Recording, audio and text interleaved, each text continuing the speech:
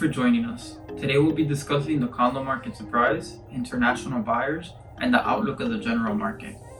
Let's start off with the biggest surprise of the quarter, the Miami condo market. The Surfside collapse created very skeptical headlines about the future of the high-rise market.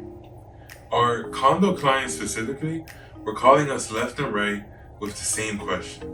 Gabe and Desi, will the condo market also be collapsing? Well, what actually occurred is the exact opposite. Not only did the amount of transactions in the condo market dramatically increase, but the median price of condos also increased by a whopping 24%. Keep in mind, this meant last quarter condo prices were increasing twice as fast as single-family homes, and many locals can't believe how high those prices have reached. So who's buying these condos at market value or higher?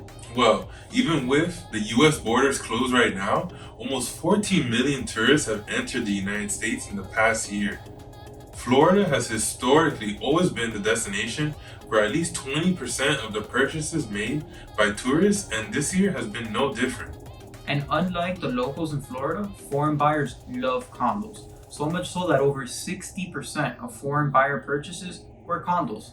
This is on top of the fact that buyers in need of a place to live are tired of the competition in the single-family market and turning to condos as an alternative to having to pay above market value for a home.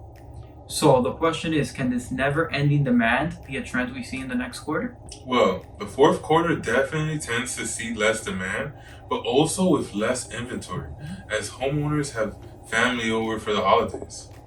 Although I wouldn't expect to see any slowdown since the US is beginning to open its borders again, but by 2022, we can definitely expect to see a huge influx of tourists entering a market they've been awaiting to take advantage of since the dollar has weakened. Again, this year we only saw 14 million tourists enter the US, which is just a fraction compared to the almost 80 million tourists we saw the year prior to the pandemic. With such an influx of prospective buyers and the consistent shortage of inventory, it's difficult for us to see any slowdown of the market anytime soon.